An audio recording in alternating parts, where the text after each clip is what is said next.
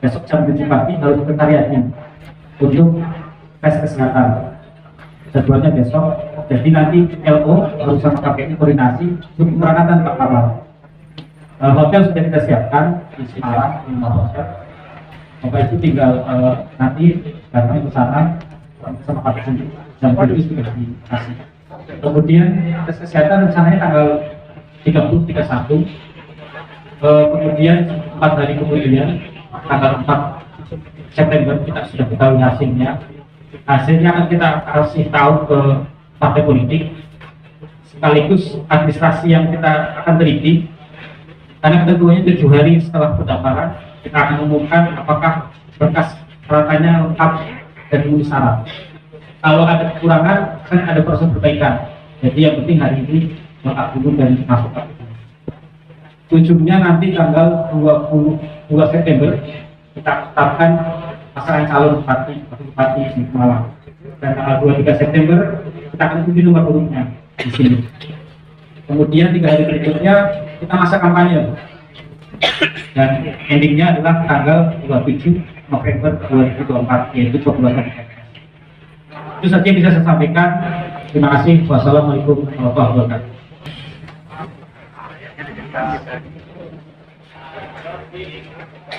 Terima kasih juga saya ucapkan kepada Partai Golkar yang telah mengusung saya dan Pak Nurul sebagai bupati dan wakil bupati pada pilkada tahun 2024 Kabupaten Malang.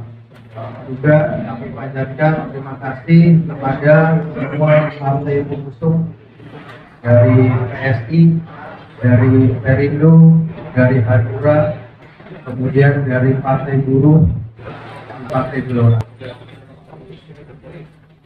Dan tidak lupa juga saya ucapkan terima kasih kepada para relawan, para simpatisan kelompok masyarakat yang sudah mendukung kami. Insya Allah kami pada malam ini mendaftar dan bisa maju di pilkada. Untuk selanjutnya kami optimis bisa memenuhi harapan masyarakat sebagai pemenang.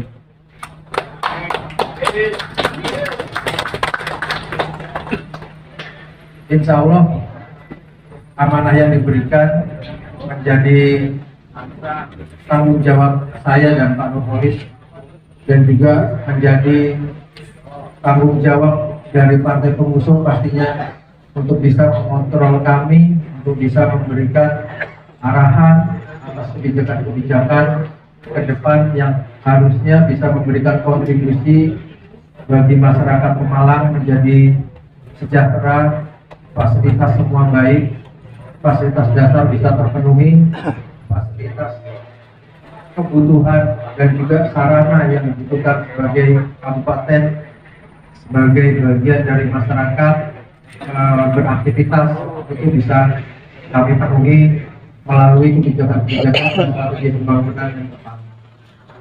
Harapan kami ini menjadi awal mula pendaftaran ini untuk menjadi Pemalang yang hebat, Pemalang yang seharusnya tidak menjadi yang termiskin di kabupaten yang di antara kabupaten yang lain di Provinsi Jawa Tengah. Optimisme kami, saya dan juga Pak Nurholis dan juga para relawan ini bisa kami penuhi dalam perjuangan kepemimpinan setelah menang pada 5 tahun ke depan. Banyak hal yang kita harus perhatikan, dari mulai utara sampai dengan selatan, dari kutub gunung sampai dengan tepi laut. Masyarakat begitu banyak berharap Pemalang bisa menjadi kabupaten yang baik, sejajar dengan kabupaten yang lain yang sudah ada di Jawa Tengah. Belajar dari mereka semua, kalau mereka bisa, kalau mereka mampu, mengapa kita tidak? Saya pikir ini dengan semangat kebersamaan kita memerlukan manajemen yang baru, leadership terutama, dan kita semua bagian dari komponen-komponen pembangunan. Kita sebagai subjek dan juga objek dari pembangunan itu sendiri.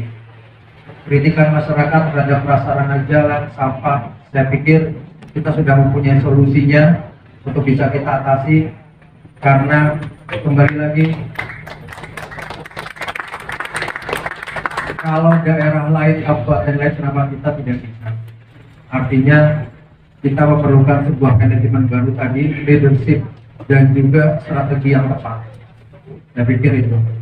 Dan kalau kita implementasikan, sebenarnya kebersamaan kita semua ini sebagai komponen masyarakat Kabupaten Pemalang menjadi syarat dasar dan suksesnya pencapaian pembangunan di Kabupaten Pemalang. Kita tidak boleh terkotak-kotak, kita harus selalu bersama, kita harus semangat menjadi sebuah kesatuan untuk kemajuan Kabupaten Pemalang.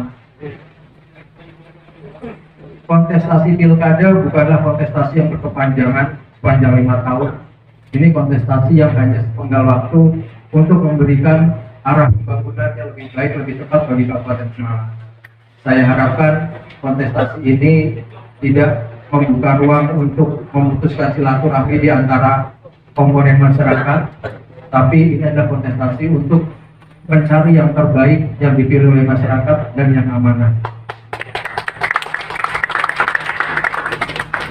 Ke depan, saya harapkan dan saya Pak Nurholis juga bercita-cita bahwa masyarakat Pemalang bisa merasakan manfaat atas kehadiran kepemimpinan baru di bawah saya dan Pak Nurholis.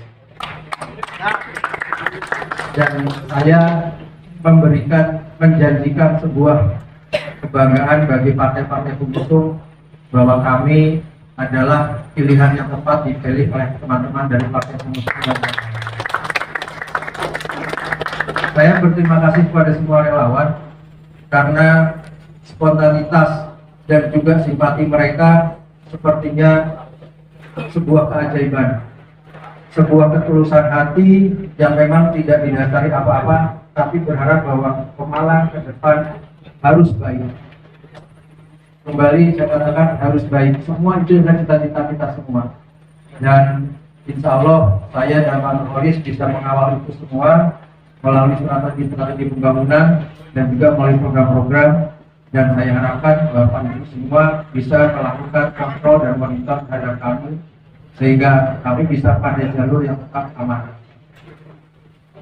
Di pembangunan yang sudah berjalan selama ini, saya masih melihat sebagai contoh pemanfaatan sumber daya air. Di selatan Pemalang air begitu melimpah, tapi tidak ada penanganan yang tepat. Ke depan saya dan Pak Nurholis sudah diskusi sedikit banyak mengenai pembangunan truk, kemudian waduk, dan insya Allah bisa menjadi bendungan. Ini untuk menjaga kelestarian dari sumber daya air sendiri, menjadi sumber bagi petani, bagi masyarakat, menjadi sarana wisata bagi pedesaan, dan menjamin ketersediaan air bagi kita di masyarakat perkotaan, sehingga tidak ada kondisi di mana pada saat hujan kita banjir, tetapi pada saat kering kita kesulitan air. Pada saat hujan di kota banjir karena dorongan air dari atas, sementara pada saat musim kering kita semua dari atas sampai bawah kekeringan. Ini salah satu contoh pembangunan yang harus kita kembangkan ke depan, karena multipliernya sangat-sangat bermanfaat di semua lapisan masyarakat dari pegunungan sampai dengan perkotaan. Kemudian dari sisi pengembangan SDM, saya berharap Pemalang, anak-anak mudanya ke depan, bahkan anak-anak sekolah saat ini bisa menjadi bagian generasi emas Indonesia 2045. Artinya kami konsentrasi kepada masalah kesehatan dan juga pada pengembangan fisik olahraga dari anak-anak muda di Kabupaten Pemalang.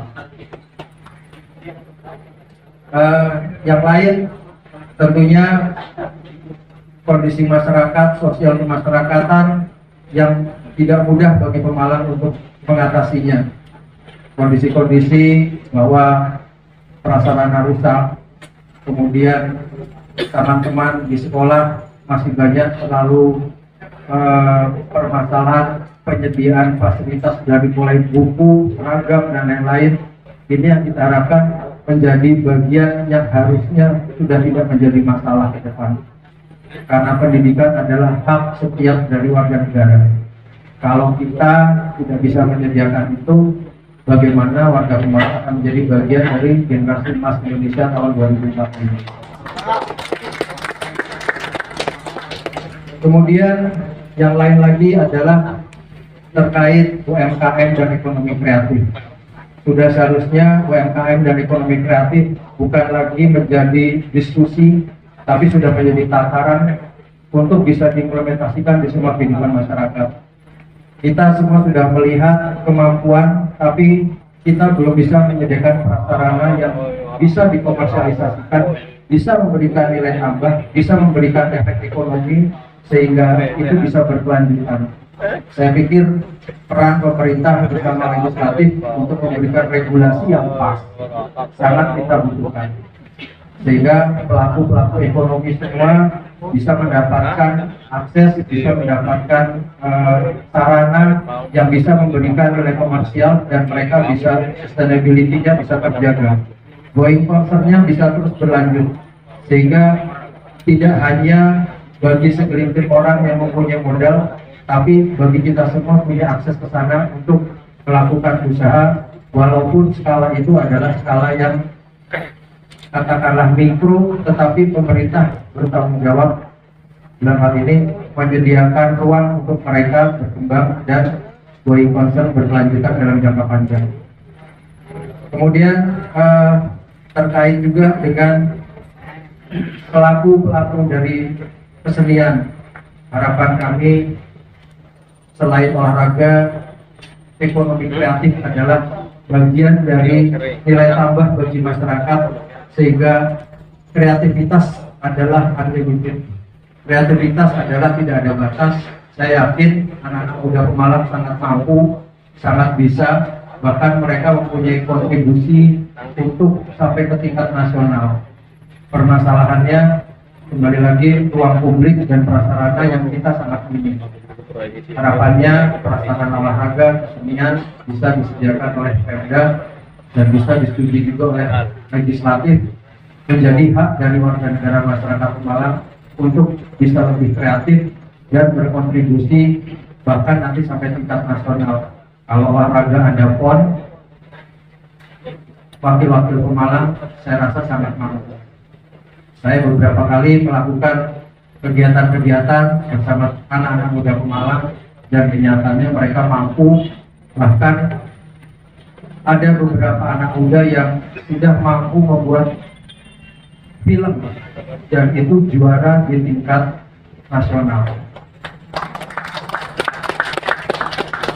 Kemudian pelaku-pelaku kesenian di daerah-daerah lain ternyata adalah anak-anak Pemalang.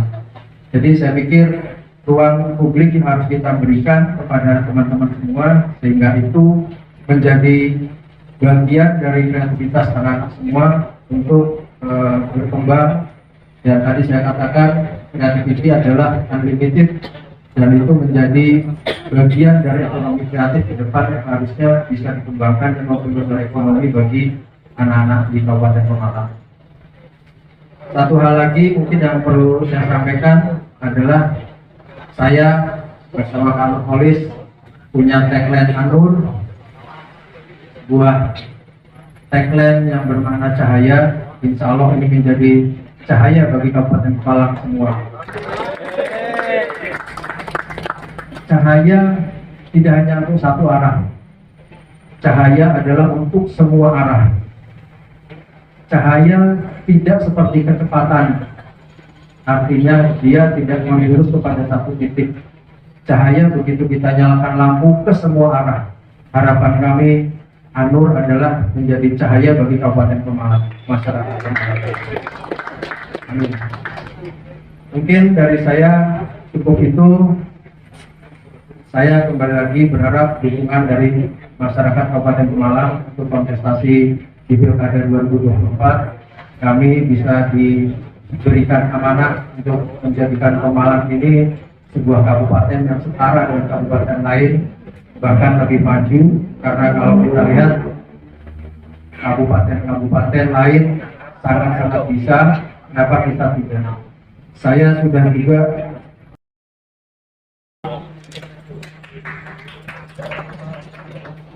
Boleh Pak. Diangkat, Pak. Bonekanya angkat.